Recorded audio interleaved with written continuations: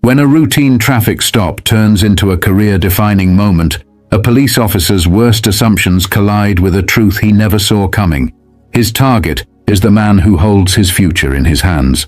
The sun was starting its descent over the streets of Sacramento, painting the sky with streaks of gold and amber. Eric Porter was on his way home after a long day at the office. His sedan hummed softly as he adjusted the air conditioning, eager to shake off the day's stress. The radio played faintly in the background, a soothing antidote to the bustling city streets. He approached a yellow light, slowing down just as it turned red. That's when the blue and red lights erupted behind him, accompanied by the sharp blare of a police siren. Eric glanced in his rearview mirror, his brows furrowing slightly. He pulled over to the side of the road, rolling down his window as a police cruiser parked behind him. Out stepped Officer Bradley Larson, mid-30s, with a buzz cut and a badge gleaming on his chest. Larson adjusted his belt as he swaggered toward Eric's car, exuding the confidence of someone used to being in control. "License and registration," Larson said curtly, his voice flat but laced with a hint of authority. Eric complied without a word, reaching into his glove compartment for his registration and handing over his driver's license. His movements were deliberate and calm, but he could feel Larson's gaze scrutinizing him, as if searching for a reason to dig deeper. "Do you know why I pulled you over?" Larson asked, leaning closer to the window. "I'm not entirely sure," Eric replied evenly, his tone polite but firm. "You didn't come to a full stop at the light," Larson said, though there was a flicker of hesitation in his voice. Eric frowned but nodded slightly. "I see. I thought I slowed down in time, but I understand." Larson didn't respond immediately. Instead, he lingered, his eyes narrowing as he studied Eric more closely. It wasn't just a routine stop anymore, at least not for Larson. His posture shifted, subtly but noticeably, as if he had already decided this was more than a minor infraction. The officer glanced at the license in his hand. "You're not from around here, are you?" he asked. Eric hesitated for a fraction of a second before replying. "I moved here a few months ago. My address is on the license." But Larson wasn't really listening. His questions were starting to take on an edge, just enough to suggest that he wasn't concerned about a traffic violation anymore. Eric's calm demeanor seemed to irk him, and he leaned in closer. "Where were you headed in such a hurry?" "Just going home," Eric replied. His tone remained steady, but the subtle shift in the air was impossible to ignore. Larson didn't just see Eric as a driver anymore. He saw something else, something that warranted suspicion. Eric could sense the tension building, but he didn't flinch. Little did Officer Larson know the calm exterior wasn't naivety, it was control. This was just the beginning. Larson took a step back, folding Eric's documents with an exaggerated slowness before tucking them into his chest pocket. He straightened up, his expression shifting into something faintly smug, as though he'd already made up his mind about the man sitting in front of him. "Step out of the car for me," Larson ordered. Eric's grip on the steering wheel tightened briefly, but his face betrayed no reaction. "Is there a specific reason for that, officer?" he asked, his tone measured. Larson's lips twitched, but he masked it quickly. "I asked you to step out of the car. You don't want to make this harder than it has to be." The threat hung in the air, unspoken yet unmistakable. Eric exhaled slowly and opened the door. As he stepped out, Larson's eyes flicked over him, sizing him up. Eric stood a little taller than the officer, his shoulders broad, but his demeanor unthreatening. His tailored suit suggested professionalism. His polished shoes hinted at someone meticulous and careful. Yet, none of that seemed to matter. Larson gestured toward the front of the car. "Hands where I can see them." Eric complied, his movements calm and deliberate. "Is there something specific you're looking for, officer?" Larson smirked faintly. "Just routine. We've had some incidents around here. You can never be too careful." Eric turned his head slightly, locking eyes with Larson. "Incidents involving men in business suits driving sedans? Or does this have more to do with something else?" The question landed like a punch, and for a moment Larson's composure faltered. He straightened up, his hand drifting toward his belt, more reflex than necessity. "Watch your tone," he said, his voice hardening. "I'm simply asking a question. Eric replied. There was no defiance in his voice, just a quiet firmness that seemed to unsettle the officer. Larsson leaned closer, his eyes narrowing. You seem awfully familiar with how this works. You got something to hide? Eric let the silence stretch for a beat before answering. No, officer. I just believe in being clear about the reasons for an interaction like this. Transparency, you know. Larsson scoffed, but didn't reply. He stepped back, pacing a small circle in front of the car. The dynamic was shifting in ways he couldn't quite grasp. Eric wasn't reacting the way most people would. There was no fear, no stammering, no nervous fidgeting. Instead, there was control, poise, and an unsettling calm that put Larsson on edge. You seem pretty confident, Larsson muttered, almost to himself. Like you think you know what's going to happen next. Eric didn't rise to the bait. Instead, he tilted his head slightly. Confidence isn't the issue here, officer. Respect is. Larsson froze for half a second before turning back to face him. The smirk was gone now, replaced by something sharper, almost defensive. He opened his mouth to reply, but the words didn't come out.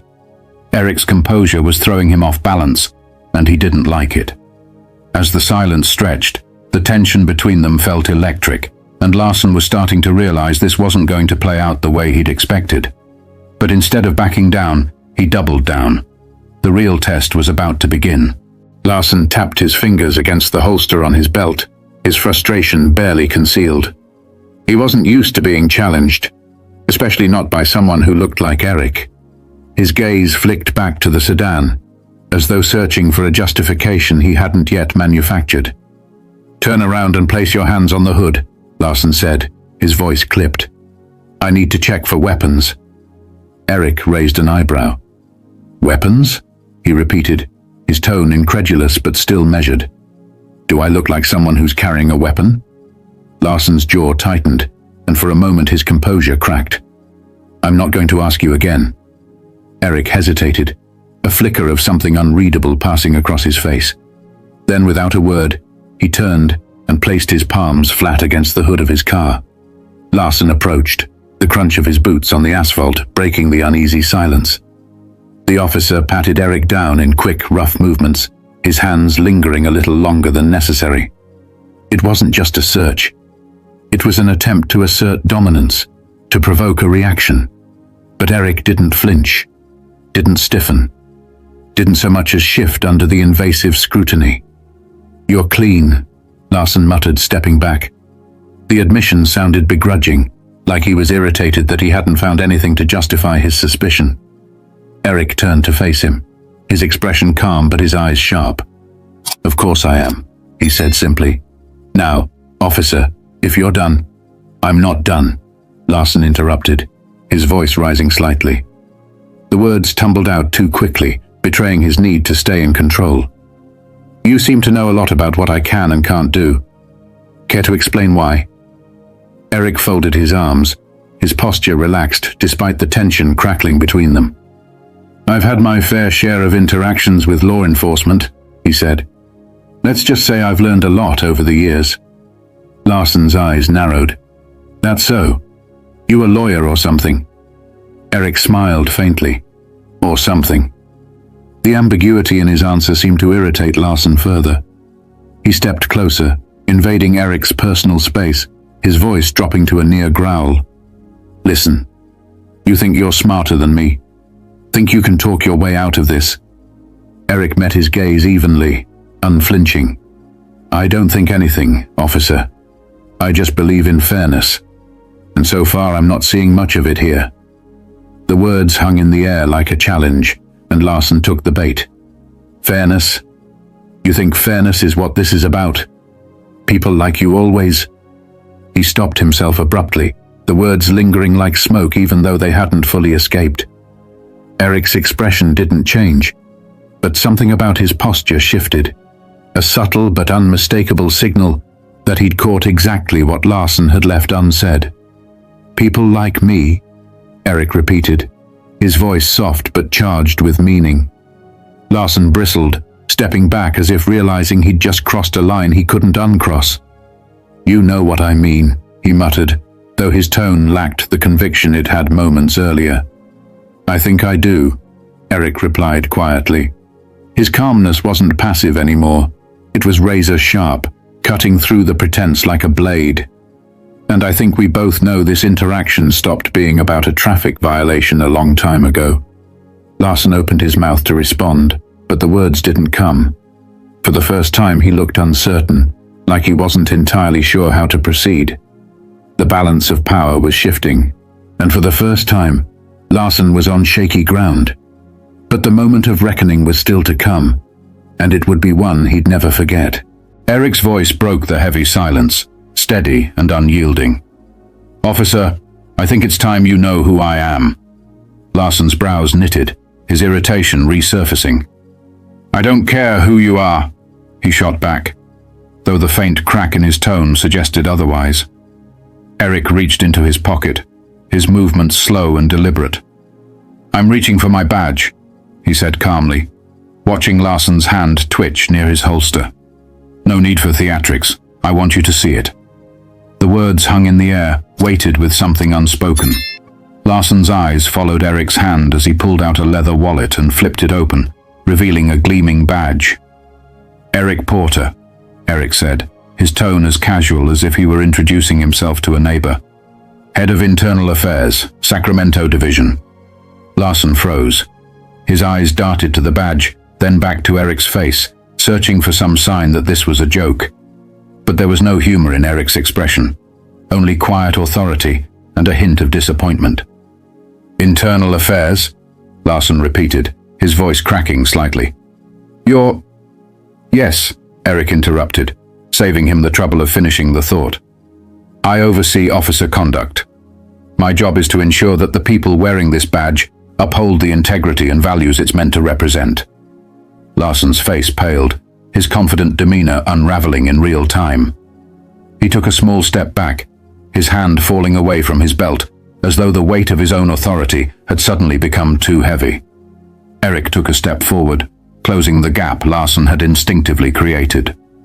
"Do you know what the most troubling part of this interaction has been, Officer Larson?"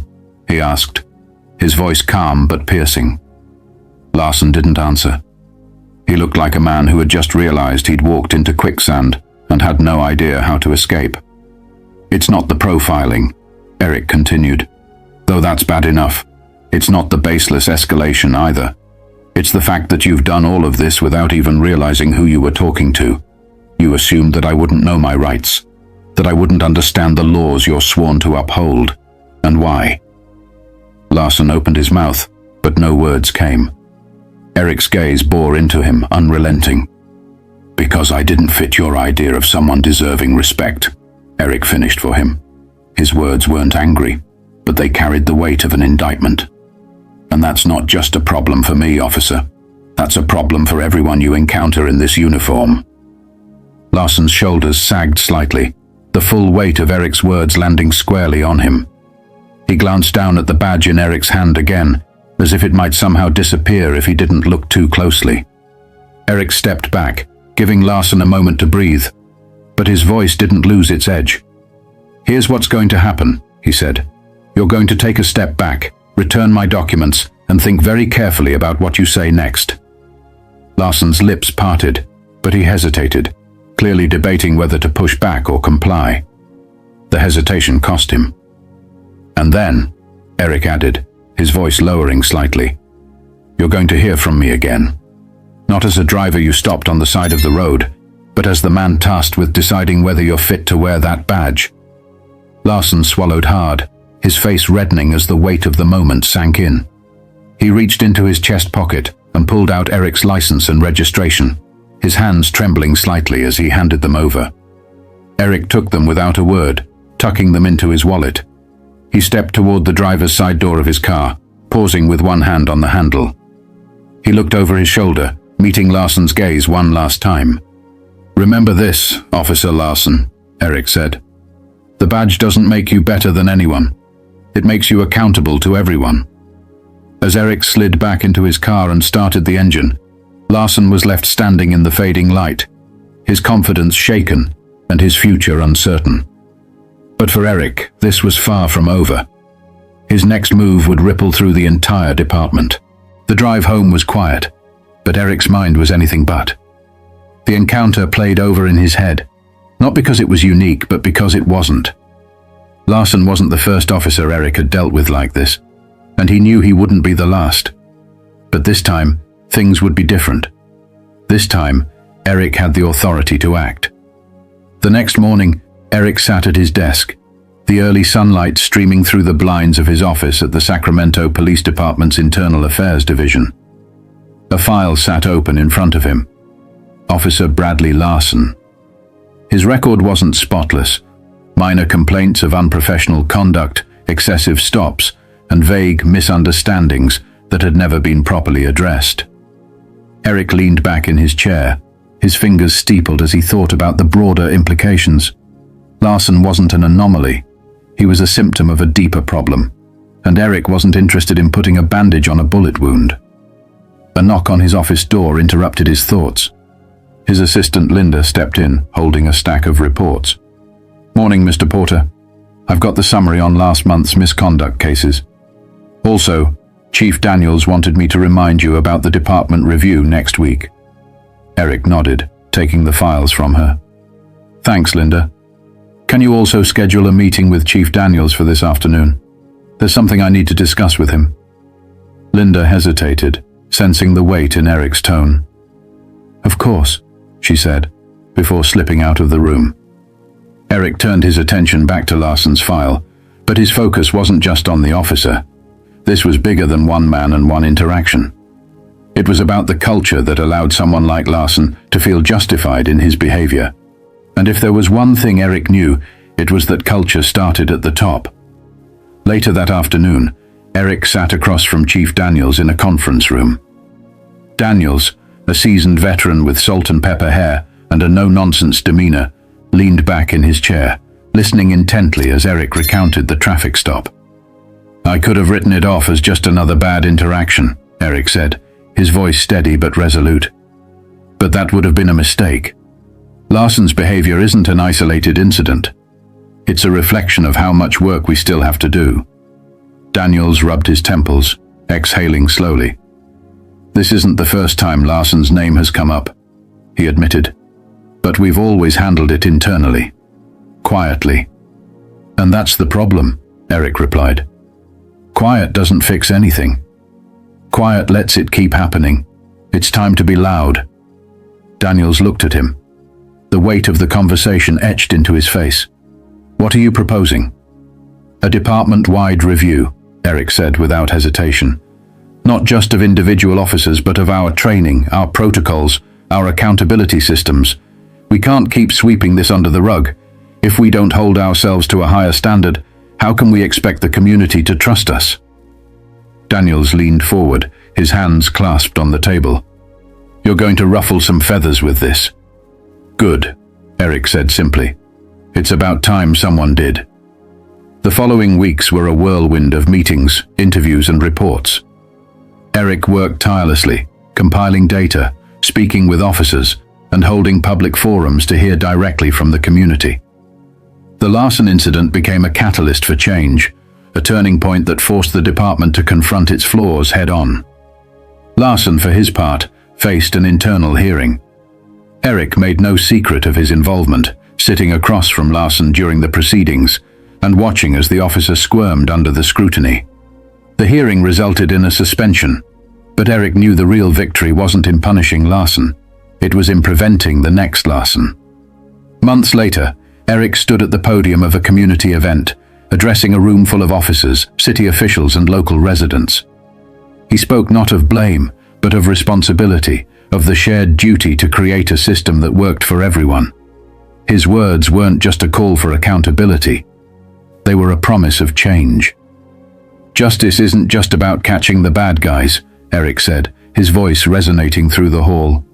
"It's about making sure the people sworn to protect and serve do so with integrity, fairness, and respect for everyone they encounter. That's the badge I believe in, and that's the badge we're building here, together." The applause was thunderous, but Eric didn't linger on it. For him, this wasn't the end of the story. It was the beginning of a better one. As Eric stepped down from the podium, he glanced at the faces in the crowd, some skeptical, some hopeful, but all listening. He knew change wouldn't come overnight, but it would come. And for now, that was enough. If this story resonated with you, share it with someone who needs to hear it. Let's start the conversations that matter, the ones that lead to change.